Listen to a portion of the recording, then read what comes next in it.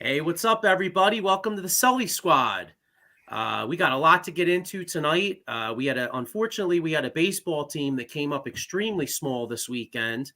And we had a football game where basically nobody played except for the young guys, obviously. So, we're going to get right into it here. I got my usual cast, other than Sean Kilrain. Sean couldn't make it tonight, but I got Euro Paul in the top right. What's up, Paul? How you doing? Good, man. How are you? I got my man Diego the Hammer on the bottom part. What's up, man? How you doing, bro? Yeah, it's good, guys. How you doing? Yeah, I'm doing all right. Well, hey, let's keep it real, man. I mean, it's football preseason, so obviously I want to get into some serious Eagles talk.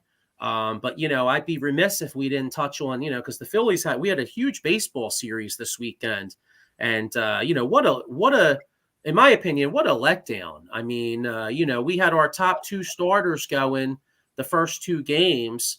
And the Mets didn't have DeGrom or Scherzer going, and they came here and spanked us 3 out of 4. And not only spanked us, but took over the stadium and just it was just terrible. So they gave up 26 runs. Yeah, we were there Friday night, and dude, always so host Mets fans everywhere, man. It was just annoying. Yeah, I mean, and then to boot, they had a Mets fan throw out the friggin' first pitch. Like, what the hell's up with that? Yeah, because he bought 1,500 tickets or something, and they want to say thank you to him, so that's why he did it. Yeah, come on. That's come on, dog. That's ridiculous. So you mean no? I'm not defending it. I hate it too. I'm hate it too, but I'm just saying that's what the reasoning was. Oh, it's a joke. Can you imagine? Can you imagine Jerry Jones letting an Eagles fan do the coin toss in Dallas Stadium just because Philly Sports Trips brought a trip down there? Yeah, I don't think that would happen. Yeah. It's a straight up violation.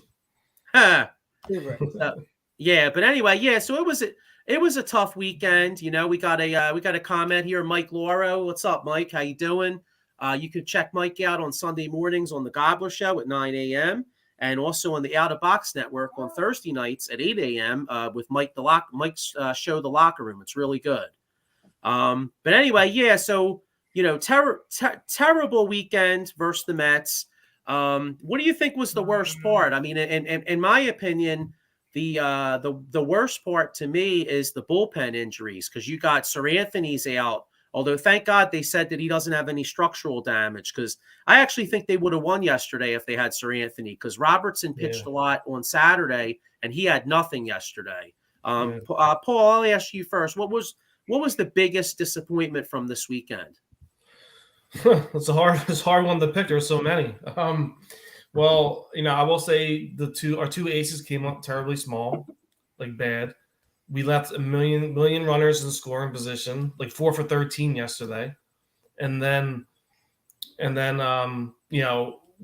basically we had a huge lead yesterday thanks to Bohm, and then we pissed it away, and then Robertson came in and gave up that 2-run home run. But I think the most troubling thing to me is, I know you're running out of pitchers, but you're putting a rookie, you're only down by a run, and you put in a rookie in that tough spot, in first pitch, home run, and then a double. That's kind of, I mean, I don't know what else Thompson could have done at that point, but I mean, that was kind of a bad move in my opinion, because then we would at least tie the game, go to the 10th. If we had someone else like a pitcher, Coonrod or somebody. Yeah, I hear you, Diego. How about you? What was the? Obviously the bullpen, and then Nola, as great as Nola's been, but I can't kill him because he was great against the Mets last week. But it was just really disappointing to see Nola and Wheeler. We had our top two guys go, and we got our ass kicked both games. So Diego, what's your thoughts, bro?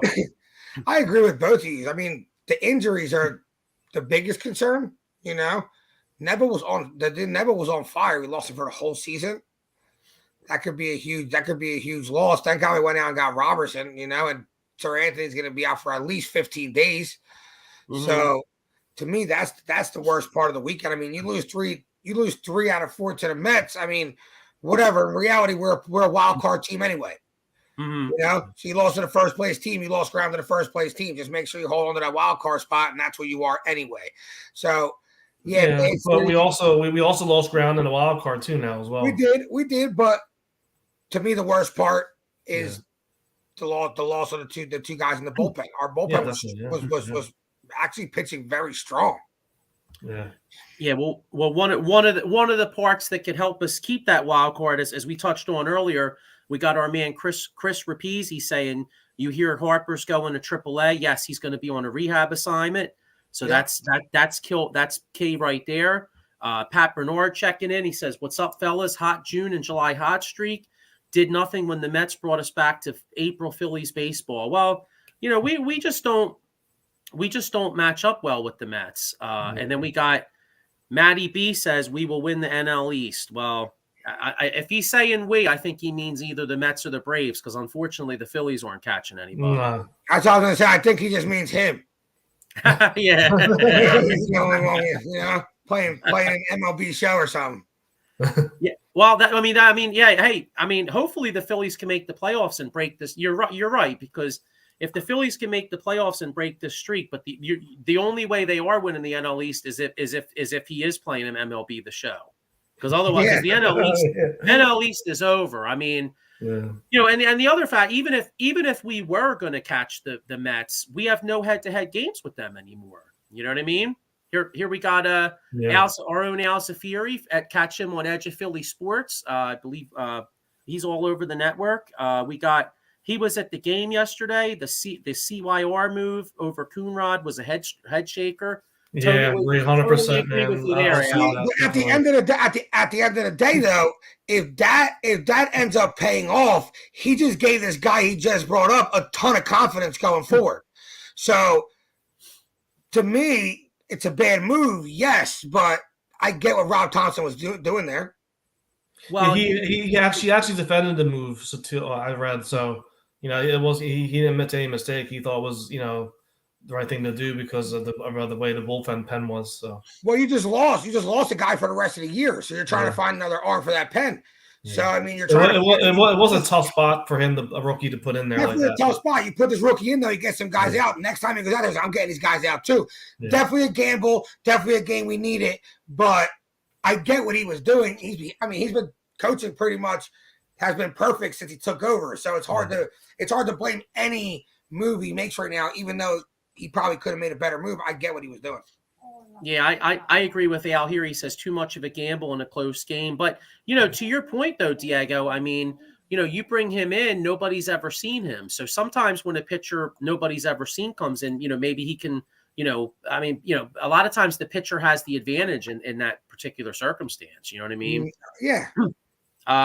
Pat Bernard right here. We were kind of touching on this before. Are you guys afraid that Nolan Wheeler came up small in a big game? Yes, I'm very afraid, honestly, because let's be honest, as good a year as Aaron Nola has had, he's always struggled in September, and we are almost to September.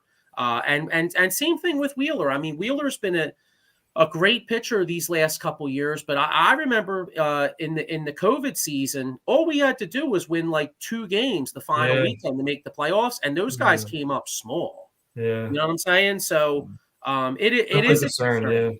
It is a concern, right? I mean, right now the guy pitching best for us is Suarez. Suarez is pitching the best baseball right now for us. He's going tomorrow night. Yeah, so we got so obviously, we already, we touched on how bad this weekend is. I'll tell you what, though, Alec Boehm's a beast. Yeah. He's really turning into a really great player. Yeah, definitely. Yeah, I mean, the only problem baseball player. Not just hitting home runs. Dude hits all over the park. Yeah. His home runs actually add a bonus. You know what I mean? He's starting to come in. His power's starting to come in now a little bit. So he's a beast. Yeah, I mean, the one concern with Boehm, obviously, like his defense has improved somewhat, but hey Jojo, go sit over there, okay, buddy. His defense has improved somewhat, but he made a couple throwing errors this weekend that kind of had me looking back towards earlier in the year. But the one yesterday, he bobbles right off he bobbles exchanging over to his right. Should have had to do that. What I mean? He cost us some runs there. It ended up it was a 4-1 game at that point, ended up being 4-4. Then he comes up and hits a home run though, so he redeems himself. I meant strictly his bat. You know what I mean? I gotcha. His defense, everyone knows his defense. It's definitely gotten better though. Because after he made the mistake, bobbling that ball, an inning later, he made a nasty play on the line and got the guy out of first. Great play. So he's definitely gotten better, but his bat, I strictly meant, is beastly. Yeah, we were at the game Friday night, and they were selling his shirt. I effing hate this place. They were selling that. Oh yeah. I love those shirts they sell out there. I bought one. That was the vet. The what was it? It's the reverse of the Eagles one. It said like something prisons and whatever, and it had like the old school like 19 like Pete Rose and Schmidt and all them dudes. Pat's agreeing with you, Diego. He says, I totally agree. Diego, Bohm hit 2 triple home runs. I mean, yeah. Hey man, if you're Alec Bohm yesterday, you're walking in that clubhouse like, yo, like what the hell I got to do, fellas? You know what I mean? I gave you 6 runs. You know what I'm saying? Right. Yeah, exactly. So, well, looking forward here. I mean, obviously, I mean, what were we like 5-14 versus the Mets or something like that? Yeah, terrible. Yeah. I forget what the exact. I thought I had it written down, but I don't here. But we had a horrible record versus them. But looking forward here, it looks like we got 4 with Cincinnati and 3 with Pittsburgh. So I mean, we should be able to get right here. Looks like tonight we got Syndergaard going against Sessa. So 4 with the Reds. I mean, what's our thoughts? I mean, I feel like we got to go 3. I feel like we at worst we got to go 5-2 in these next 7. And that's it. We handled them last week. We lost that 1-0 game, the closeout game last game. We lost 1-0. But we should take care of business. I'm not worried about this series. We should. I mean, 3 or 4. Yeah, definitely. Yeah. So I mean, let's hope they take care of business there, and I know Votto wasn't really doing much all year, but he's been shut down, I think, for the year now injury, so he's out. So, you want to get a comment here? Oh, Mike Laura, he said he called Bohm yesterday. Hey, I'll tell you what, if anybody had Bohm, imagine if somebody had Bohm on like hitting 2 bombs on like the FanDuel or the draft, they probably would have won some serious money because what were the odds of that being? Yeah, on the opposite field. Yeah, well, speaking of betting and fantasy and all, we're going to get into, because I know Diego, I know you had a draft last week, and obviously yesterday. Yesterday I meant, and I know I got 2 drafts next week, and I know so we're going to get into some Eagles talk, but we definitely do some fantasy talk here. Linda Duarte, hello, how are you, Linda? Hey, Linda. Chris Rapizzi, yeah. And it's a shame because Segura came up so big. I mean, if it that was definitely deflating. Yeah, he freaked out too. He showed so much emotion on that. Yeah, and bullpen did him dirty. Yeah, and then the Mets pitcher on Friday night, he destroyed our offense. Yeah, we struggle against him. Yeah. But anyway, man. So hopefully we could go 5-2. I think we're still like a game and a half up on Milwaukee. Yeah. I think I think San Diego leapfrog. I think we're half game behind them now, I think. Okay. Yeah. So everything's still everything's still right in front of us. I mean, if we could get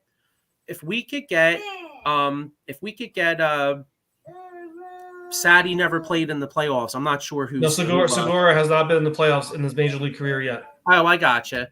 Yeah. Okay, so so hopefully we could find a way to make this playoffs here. But real quick, before we move on to the Eagles here, just a quick shout out because for the Phillies' future. I mean, did you guys see those two young phenoms they got in Double-A? Yeah. I mean, they look very promising. Yeah, I was gonna say I'm not usually the guy that gets like really, really excited over prospects, but like that kid Painter, his first Double-A start, he has 8 Ks over 6 innings, and then the kid Abel, he had 8 Ks over 6 innings, and for the year he's got 103 strikeouts. He's only walked 38 and 85 in a third inning. So, Going forward, this team has some decisions to make on Kyle Gibson and Syndergaard and stuff like that. But maybe they only bring one of those guys back, and maybe one of these young guys comes through. Yeah, definitely. But they're only in AA right now. They're still gonna go to AAA, don't they? Well, you know what? A lot of times, AA is where the top prospects go. Like AAA is AAA. Sometimes you have some big guys, but a lot of times AAA is like career minor leaguers and stuff. You know what I mean? Like AA is where like the top dudes usually go. Right. So I don't know. So are you saying for next year that they'll be up here in the majors? I mean, it could possibly be, because the one thing, the Phillies have notoriously been known to hold back their prospects. I mean, look, Brian Howard was 26, 27 by the time he started. I think it took Utley a little bit too. Hoskins too, right? Didn't Hoskins come up late too? Well, I think, yeah, Hoskins was relatively young, but we were in rebuilding mode then. But the one thing about Dombrowski that's kind of encouraging is he doesn't have a problem with pushing these young guys. So, like, to me, obviously it's too early to bring these guys up maybe yet. But if they continue for the rest of this year and the beginning of next year to dominate AA, or if they're showing out in spring training, maybe one of those kids wins a spot. Yeah. We got a shout out to our man Scott Shelton. What's up, man? How you doing? It's good, and Scott. He's got a comment here. He says the Mets series kind of showed me that we're in trouble, especially if the Phillies play them late in the playoffs. Well, I mean, we don't match up with the Mets, but let's keep it real. We wouldn't play the Mets in the first round. So if we play, I mean, if we get to play the Mets again, I'll take that, because that means we won a round. Right. Yeah. You know what I'm saying? I'll definitely take that. And then he's got another comment here. Yeah, Ryan Howard came up late because of Jim Thome. Well, that's true. That's true. And but yeah, man, so hopefully, hey, like we said, like hopefully the Phillies can make the playoffs. Hopefully we keep it going here. But anyway, I want to move on. I want to move on to some Eagles action here. But before we do, let me just get a quick little shout out to our sponsors, because speaking of the Eagles, okay, we got a PhillySportsTrips.com. Birds bus trip to DC. We got for $325, you get a lower level ticket, bus, food, drink, entertainment, and you got www.phillysportstrips.com. So make sure you check that out, because there'll be a bunch of guys from Edge of Philly going on that trip as well. Next, if anybody has any legal problems, check out David R. Cherry Esquire. Workers' compensation, motor vehicle accidents, personal injury, criminal law. Check him out, 610-565-0300. And here we got, make sure you check out, there's too many I can't read them all out because now there's so many of them, but make sure you check out all the shows on edgeofphillysports.com. There's all the shows right there. So, so make sure you check out all the shows. And, anyway, so we're going to get into some Eagles talk here. What was your guys' thoughts on the game yesterday? Did you have any thoughts, considering nobody played? No one played. It was kind of disappointing. I was expecting someone to play, but no one played. But I will say, the running game looks good. Gardner Minshew looked all right, 14 for 17. Scott and Gainwell had 11 carries, 46 yards. They look good. Our running game looks strong, and a nice catch by Allen. Yeah, 55-yard bomb. Yeah, from the net. Yeah. What did you guys think of the center again? That kid Jurgens. I mean, he had some pancake hits. You know what I'm saying? Yeah, he's a beast. Yeah, he's a good player. Jason Kelsey is the one who scouted him out. So he said he's one of the best centers he's seen in a long time. On tape. Yeah, we got our man Mike Fuji. He says, "What's good, fellas? What's up, Mike? How you doing?" You could check him out on Broad Street South. Then we got Pat Bernard here. He said, "Speaking of DC, my love looked horrible this weekend." Pat is like he's still on the Wentz wagon. I don't know. He's got to get off that Wentz wagon, man. I don't know. It's over now. And I don't even get what there's to miss. Then we got Matt B. He's president of the Howie Roseman Hater Club. He says fire Howie. Got to disagree with you there. In fact, I don't know. I'm saying Howie's a top 5 general manager in this league by far. Yeah. So thanks for checking in. That Kane, the Deion Kane looked good yesterday. They're saying that they should keep him over Rieger. So maybe they will ship Rieger out of town before week 1. Yeah, I mean that's a possibility. I mean, like I said, I'm watching this game yesterday. Like some of the guys, as usual, Boston Scott. You know what I mean? Mm-hmm. The first drive, he had 10 carries. You know what I'm saying? Yeah. So, and he scored. Yeah. Well, what's amazing? Yeah. You know what's amazing? Every time that guy gets the ball, he makes something happen. Yep. And it seems like everybody's always in a rush to get rid of him. But like he had 11 touches on the first drive. He had 11 touches on 14 plays. Yeah, he's good.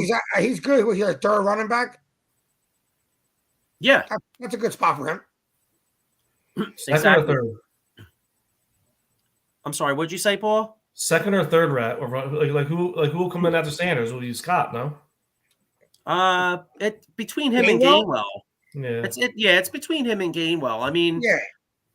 But like we said, I mean, the kid Boston Scott. I mean, what more can he do? I mean, every single time. I'll tell you what. When he plays the Giants, he looks like Walter Payton out there. I never seen a guy kill the Giants like Boston Scott does.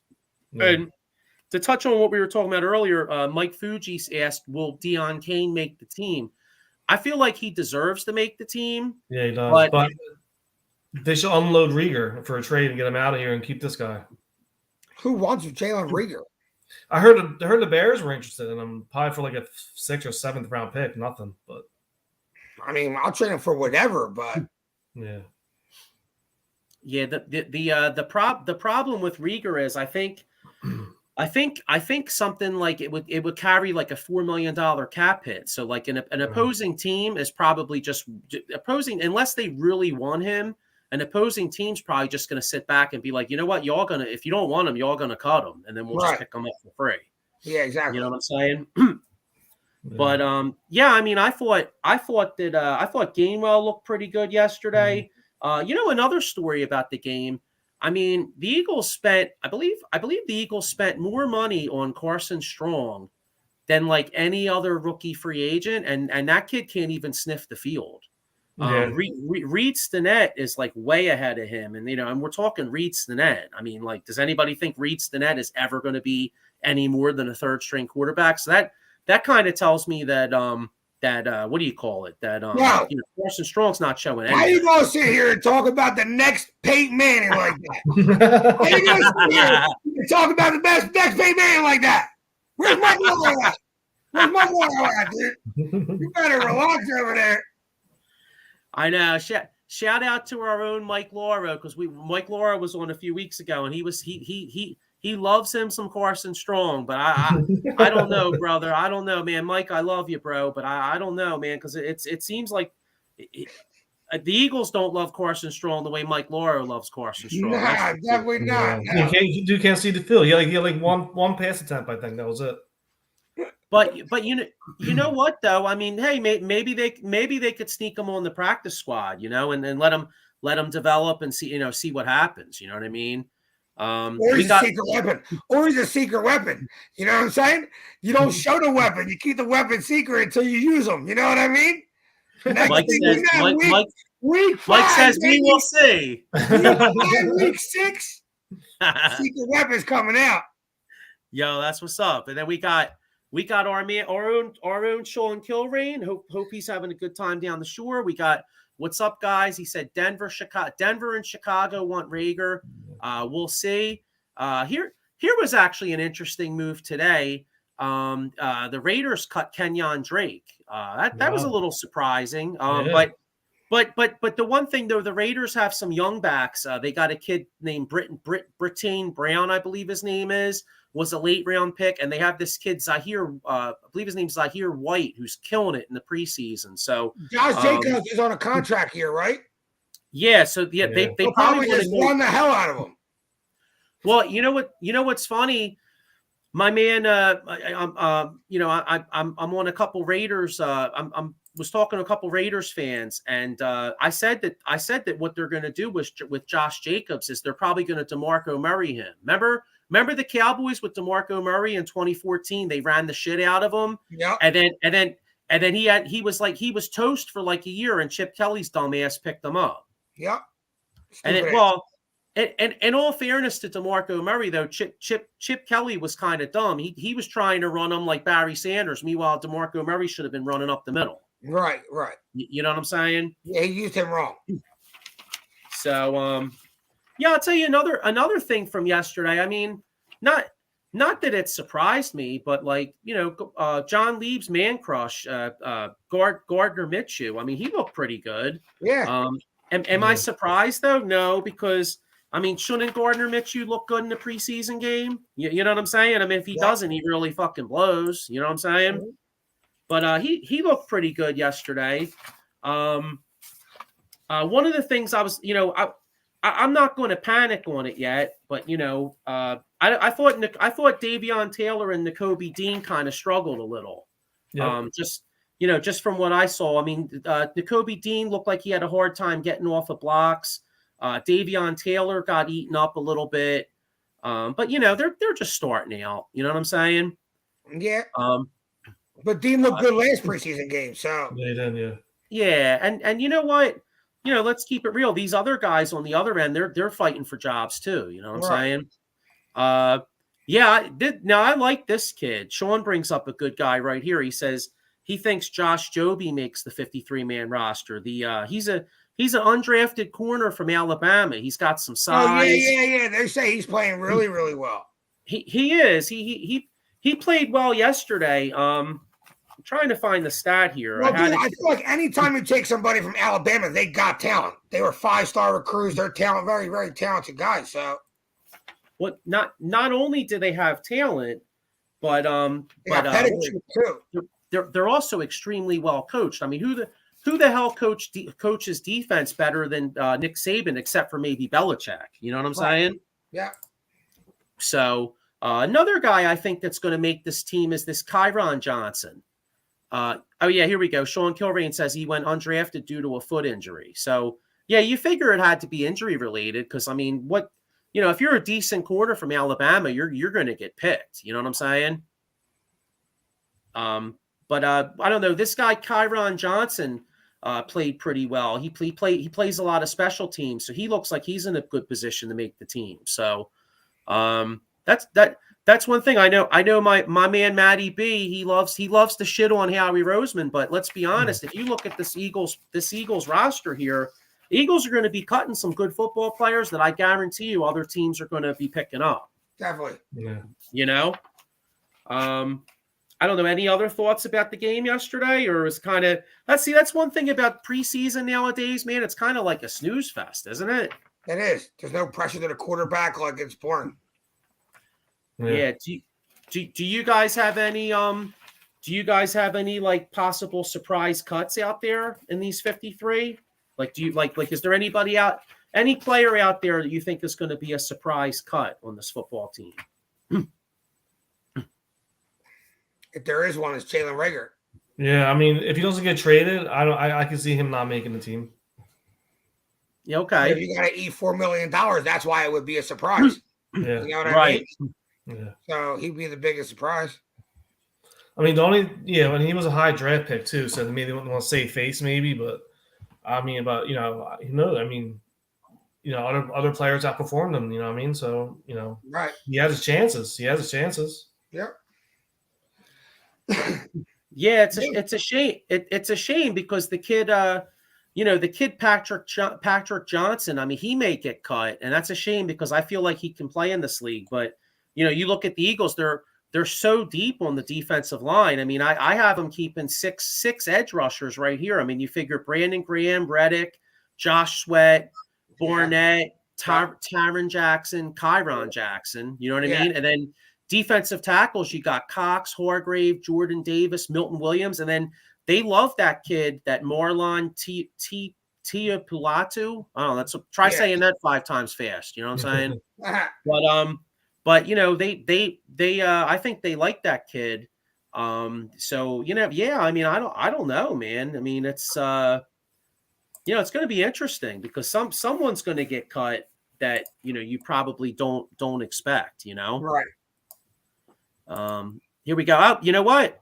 I actually was thinking this. Sean Kilrain said Derek Barnett. You know what? You think he get cut? I don't. But on the premise of talking about surprise cuts, I mean, they could possibly. I mean, think about it. With the way this Kyron Jackson is playing, and if Kyron Jackson is developing, you know what I'm saying? And you have Hassan Reddick, you got Josh Sweat, you got Brandon Graham. I mean, I don't think Barnett would get cut, but maybe, if you want to keep one of these, if you're afraid you're going to lose one of these young guys, because, let's keep it real. If you try to hide one of these young dudes on the practice squad, they're going to get scooped up. Right. Yeah. You know what I mean? Like for instance, this Patrick Johnson cat. I mean, if you're looking at this and you go, hey, you know what? We only signed Derek Barnett for 1 more year. We're probably not going to keep him. I kind of like the potential of this Patrick Johnson kid. Let's keep him in lieu of Derek Barnett. Right. How much is Barnett guaranteed? Anything? What's that? If we cut Barnett, what's the cost? I'm not sure, honestly. I don't know if you want to look it up. Oh, here, Mike Lauro says Sean Bradley. He could possibly be a surprise cut. I mean, only because the line. You look at these linebackers here.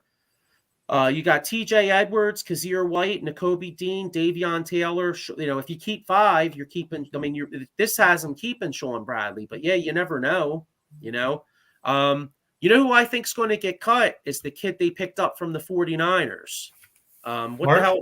Tart? Yeah. I mean, it says they don't really have much flexibility to get out of it. It's $5.5 million for the year. For Barnett? Yeah, then he's not getting cut. Yeah. Then they gave him 2 years, $14 million. Right. But I think it's in essence a 1 year. So yeah. It's an essence. That's what I mean. That's why I said 5.5 because that's what it says. It's an essence of 1 year. So, but it says they won't have flexibility until after 2022. Yeah, here's Sean says right here, don't forget Kyron Jackson, 75. He's been playing well. True, but I still like we were just saying, they're not going to eat that money to get rid of Barnett. So Barnett's going to be here. So but they won't cut Kyron Jackson because somebody will definitely pick him up. You know what I mean? And you look going forward, you're going to need these young guys because going forward, I mean, this could be Brandon Graham's last year. This could be Fletcher Cox's last year. It could be the guy from Pittsburgh, Hargrave. They could get rid of him. I mean, you could be going forward with what? Jordan Davis, Milton Williams, Tiapoluto or whatever, and maybe drafting a guy. Right. Because hey, you got the great dilemma going forward is, do you sign the quarterback after this year? You know what I'm saying? And that actually, you know what? That's one thing I wanted to get into because I know the game was a snooze fest yesterday. But did you guys see that throw Jalen Hurts made on Twitter when he was rolling left and he threw that ball on the left sideline? That might have been I know it was practice, but that might have been like the best throw I've ever seen him make. If he adds stuff like that to his game, then he could really be a scary quarterback. You know what I mean? Right. And to your point, if he is the quarterback, you're going to need to pay him. So, let's be honest. You may need to shed Fletcher Cox's contract, Hargraves, and all these guys, and go really young on the defensive line, which I would give Howie Roseman a lot of props because look at this defensive line depth and what he's added in these last couple drafts. Jordan Davis looks like, and he didn't play that great yesterday, but he looks like a stud. Yeah. Milton Williams looks good. Most of the time. He didn't really yesterday, but do you really think those guys cared? Tiapoluto, they like him, and then all these other guys. I mean, he added a lot of depth to this D-line these last 2 drafts. Right. Worst GM in the league. Fire him, Rosen. And you know what? And to Mike. Oh, wait, hang on a second. For such an ATM receives the players. This is great. We got like 42 serviceable linemen. Terrible general manager. I love it. This is so fun, man. That's great. You know what though? Yeah, seriously though, this is the best part about sports. Like, in all honesty though, like this is like the best part about sports is like busting balls and having some banter back and forth. Cause like, you know, I mean, hey man, like I recognize Howie Roseman. I mean, yeah, you know what? I mean, Diego, we already said we wanted to kill him when he took Rager. You know what I'm saying? He's made a lot of mistakes, but he's made a lot of good moves. So like, got to take it all into account. He's one of the better general managers in the league. Right, exactly. I mean, and you know, like JJ Arcega-Whiteside. I mean, you know, it's funny. I think they had like a 30-second highlight reel of him. What do you have, like, catches? Yeah. It must have been in slow motion or something. I see one the other day. It was like JJ Arcega-Whiteside's only touchdown, and Quez Watkins called a pass or something like that. Pretty much ran all the way down to the 3, got tackled, fumbled into the end zone. Arcega-Whiteside jumped on top of it.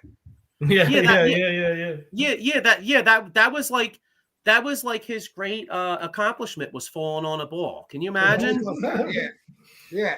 That is pretty pathetic. And isn't it ironic that he goes to the team with DK Metcalf? Like, I don't know, maybe DK Metcalf could like show him how to catch a football, you know? I took him in fantasy yesterday.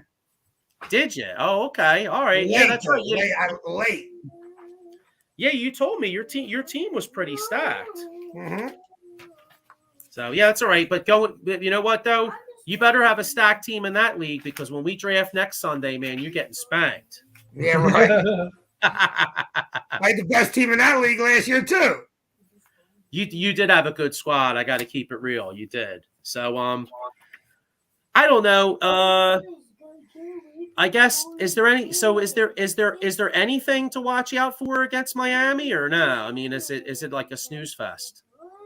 Hopefully, we can see a little bit of the starting players, right? Yeah. I don't think any of them are going to play, bro. Not even a quarter. Nah, no, none. I don't think any team plays their starters in the last preseason game. Oh, it's only 3 preseason games now, right? Yeah, yes. It's the last one. Yeah. Joey, go upstairs. I'm trying to talk. Yeah, we ain't gonna see them. Yeah, I mean, snooze fest. It's a snooze fest. But you know what though?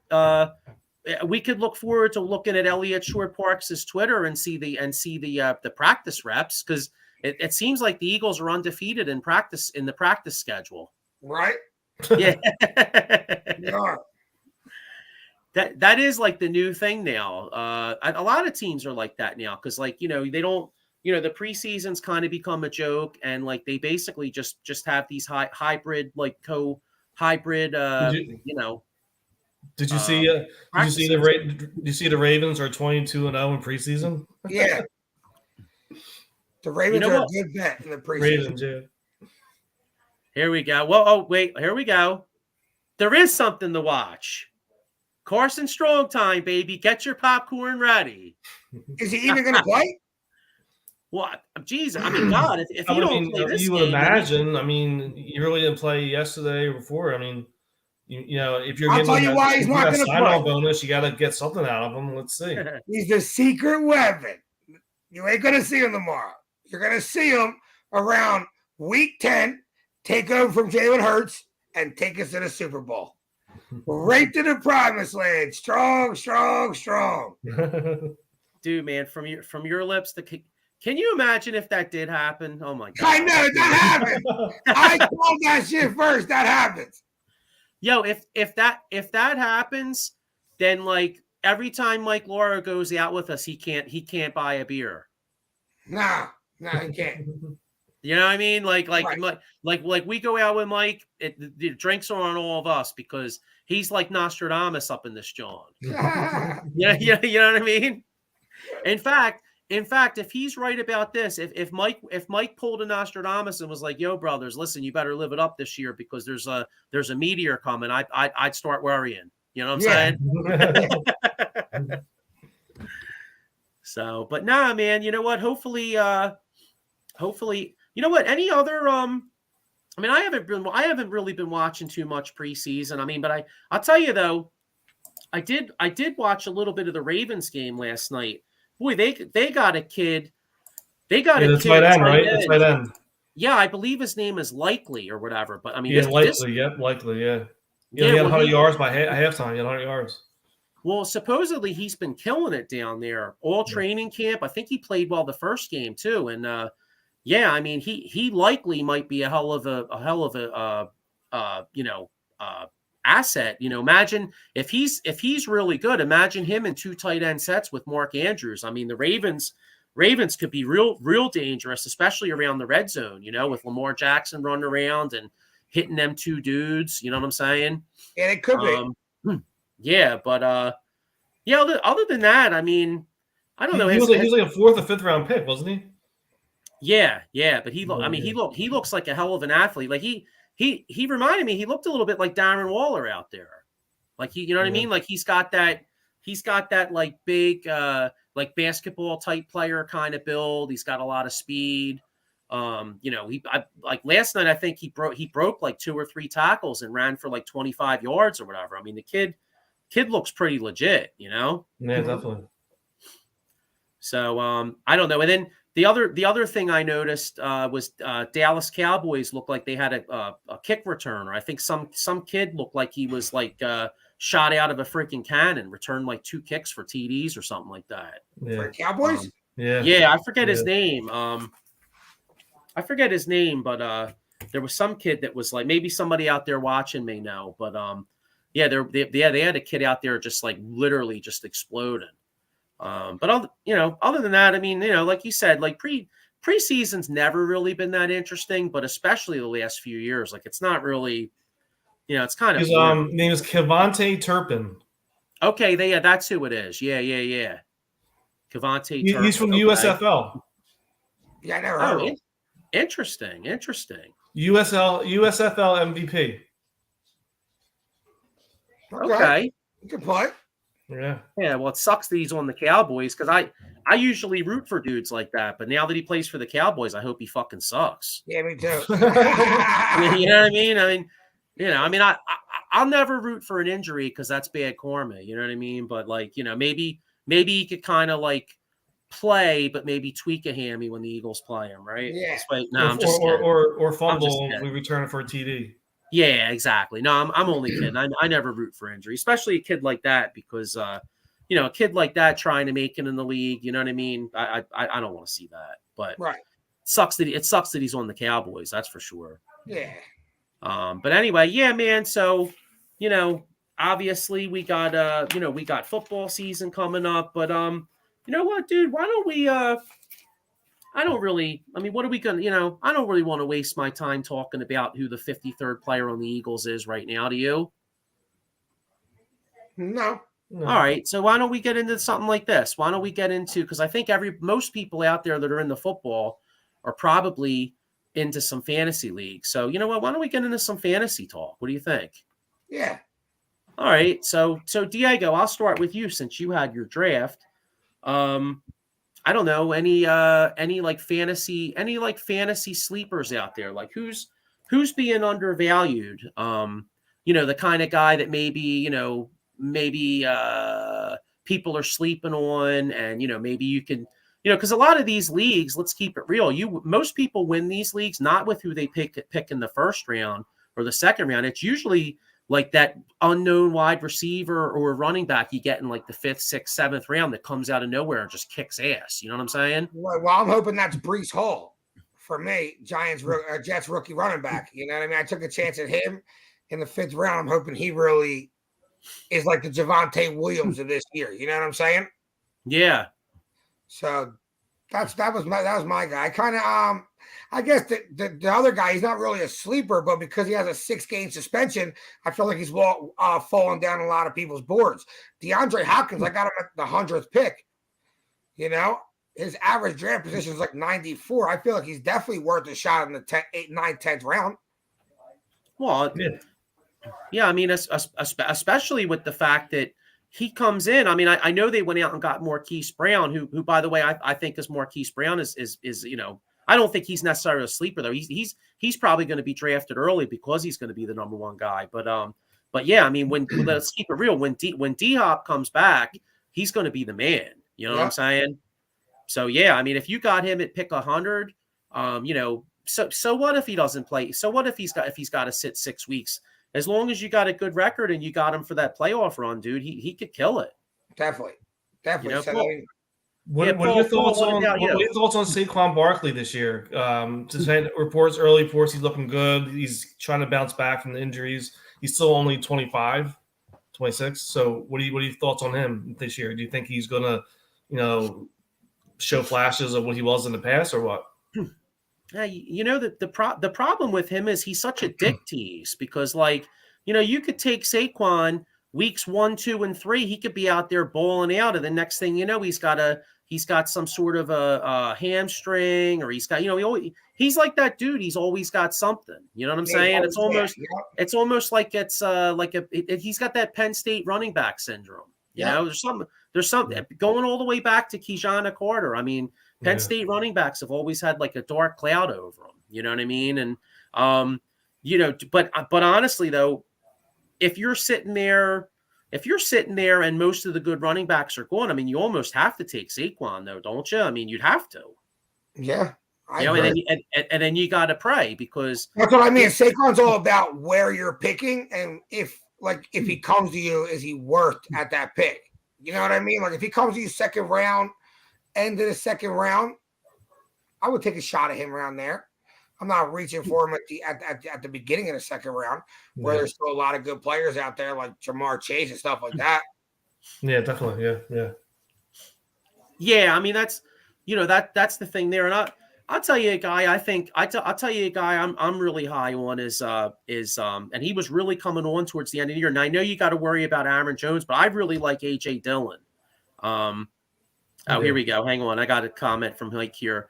Seattle wide receivers are the biggest dick tease. Well, yeah, Metcalf did not have a good year last year. Well, year that he usually has. Well, I took him this year again at a good value. You know what I mean? 7th round.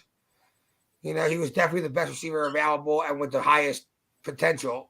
The only problem is the quarterback situation, right? Like, who was it going to be? Who's the quarterback going to be there? I don't know, but someone's got to catch the ball.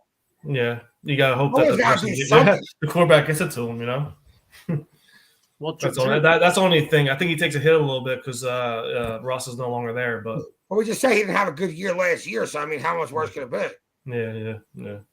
Yeah. Who do you think? I mean, with Tyreek Hill leaving the Chiefs, I mean, who do you think takes over those wide receivers? Do you think it's the guy from Green Bay?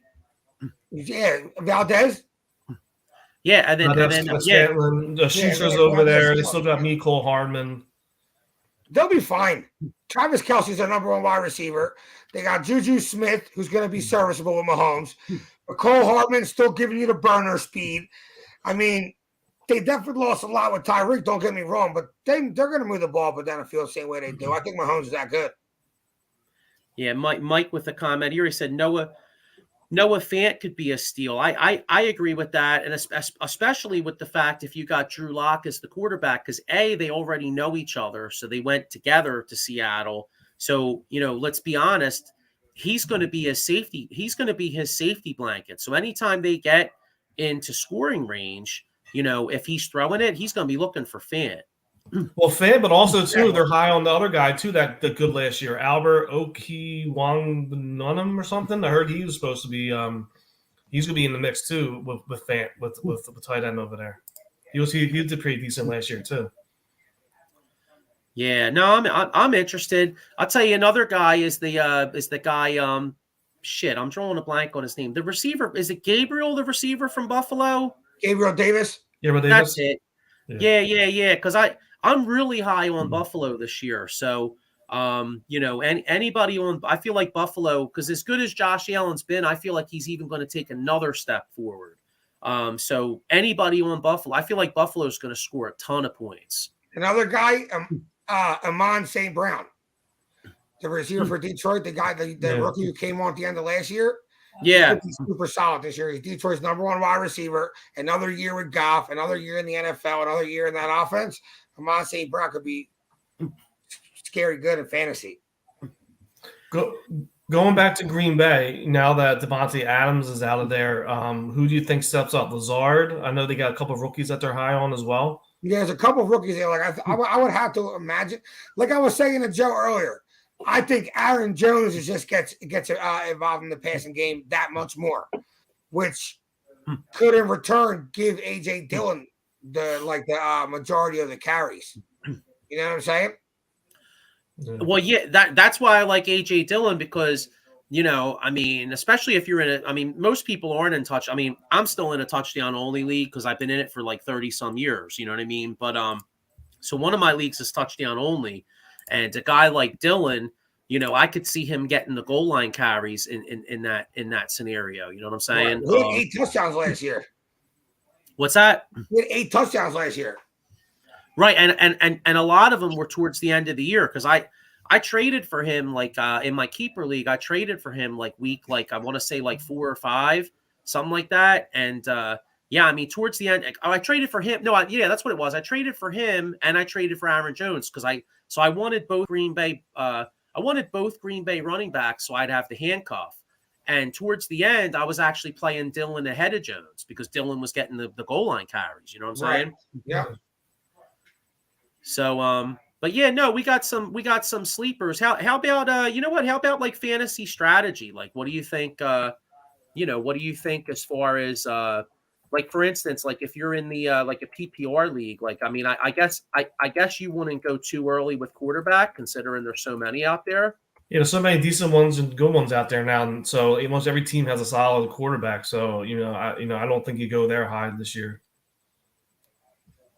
Yeah, Diego, what round did you draft the quarterback in last draft? Well, my big leagues in the league I just did yesterday. My big league's different. So if your quarterback gets over 300 yards, they get a +10 bonus, which changes the whole landscape of drafting. Now, don't get me wrong; the top 6, 7 picks are still the same as everywhere else, but Josh Allen went 7. You know what I mean? Then it came back around and Mahomes went about like 13. So I had the first pick in the draft. I took Jonathan Taylor. And when it came back around to me, as soon as last year I waited on the run. And then I ended up with Jalen Hurts. Jalen Hurts doesn't throw in enough 300-yard games that I was losing a lot of the games because the other quarterback would get that bonus. You know what I mean? I wouldn't. Right. So when it came back around to me this time, and I started seeing the run of 2 quarterbacks, it was about to start. I already knew that run of quarterbacks was about to start. So I just took Justin Herbert off the board right away as soon as it got back to me. Right. Yeah, that's kind of what I think. Like when it comes to the quarterbacks, like I mean, I think like what do you think? Like you have like Josh Allen, Mahomes, Herbert, and what's crazy as it sounds, maybe even a guy like Jalen Hurts could be a hell of a fantasy quarterback. Well, you have like that top tier, which is the 3 quarterbacks you just named. I gotcha. I feel like if you don't get one of them 3 guys, it starts to get a little jumbled up after that to where like, you know what I'm saying? Some guys have better, like them 3 guys are the consensus top 3 quarterbacks. Then number 4 in my league was Lamar Jackson. Well, that makes because he's got that dual threat. You know what I'm saying? Dual threat. So how I said the +10. He gets that with his legs every week. Mm-hmm. So he's kind of like the medium. He offsets that in my league. He's the only guy you can take early and not need him to go over 300. You know what I mean? Yeah. You know what? I'll tell you. You mentioned Lamar Jackson. I'll tell you a sleeper, which I probably shouldn't say, considering I'm giving away my trade secrets to you guys in our league. But I feel like Rashad Bateman is a big time sleeper this year because. You look at Baltimore. I mean, he's going to be their number 1 wide receiver this year. See, I could have took Bateman. I had plenty of, and I don't like Bateman this year. I'm not high on Bateman this year. All right, well, good because I do. So that's cool. I know one guy that's not going to take him. Yeah, I'm not taking him. I may take him now and just drop him later on. Cool. Well, that's right. No, you could Sam Hinkie me and take him. Remember back in the day, Sam Hinkie Sam Hinkie read listened to an Orlando radio station or read an Orlando paper or something like that, and took that guard Elfrid Payton, and he did it just so he could fleece Orlando. And so the Sixers took Elfrid Payton in 2014, and then he wound up getting an extra pick from Orlando, and we wound up with Dario Saric, who we wanted anyway. Right. Which was a sick ass move, but and Sam Hinkie did a lot of things well, but then looking back on it, we could have just taken Zach LaVine and we'd be really happy right now, right? That's the Sam Hinkie thing. Sam Hinkie was great at making moves and getting picks and assets, but when it came time to actually taking the player, a lot of times he sucked. All right. So anyway, so that's where we take a quarter. Obviously you got the top 3 quarterbacks in a regular league. I would say like them top 5, 6 quarterbacks, they go probably around like round 5 or 6, and then if maybe even before that 4 or 5. If you don't get one of them 4 or 5, you might as well wait till like the 8th or 9th round and get a guy like Derek Carr. New toy there at Devontae Adams. Yeah, Pat with a quick comment here. He says, "What's our thoughts on the Sixers on Christmas?" I mean, well, it's not even close to that yet. They're playing the Knicks. Well, they should be on Christmas, considering that what do you call it? We're one of the better teams. You know what I mean? Yeah, are we? I think so. I mean, well, don't you think we're top? Don't you think we're kind of a draw now too with Embiid, and then you got Harden and all them now, so that's kind of a draw too. So. Yeah, I mean, I still think we're a top, with Harden and Embiid, and then Maxi's exciting. I mean, I could see that. But I feel like you got to earn that spot, so it shouldn't be about like, oh, we're an exciting team. Oh, I don't feel we played good enough last year to earn that Christmas game. Yeah, but then again, though, there's I think there's 6 Christmas games though, Diego. So I mean, did Miami get one? Did Miami get one? I'm pretty sure. I don't know. They usually do. I think they got snubbed. They should get one over us. Here you go. I'm looking up right now. All right, cool. Christmas Day schedule.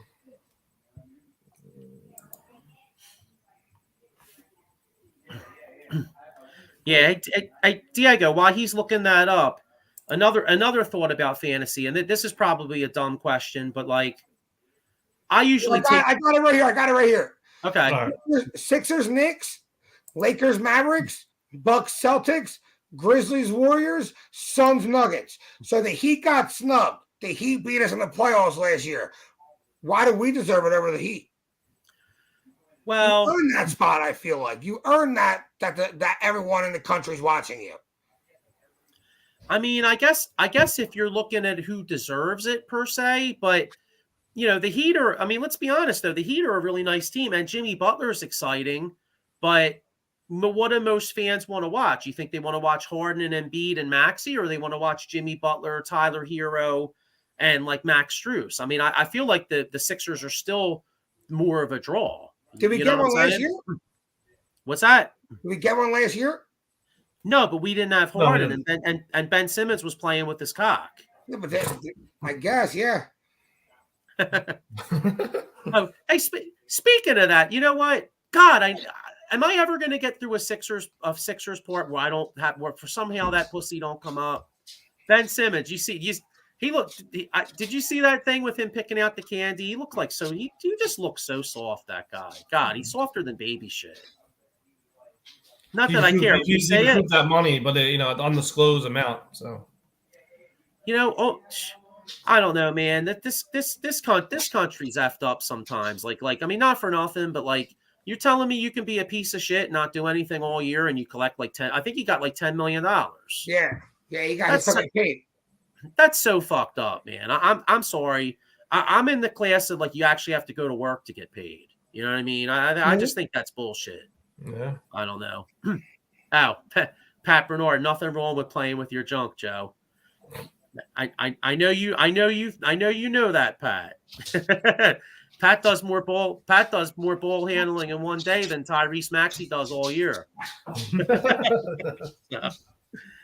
But all right, well, real quick before we get ready to wrap up here, another, getting back to the fantasy strategy. I know I usually go kicker late, but is there a spot early you think you would go with a guy like a Justin Tucker or maybe the Chiefs kicker, any like because those are Buffalo's kicker, like like a top kicker for a top team. Is there, would you consider going a little bit early for something like that, or you just say screw it and you wait till the end? I always take my two defenses with my last four picks are usually defense, kicker.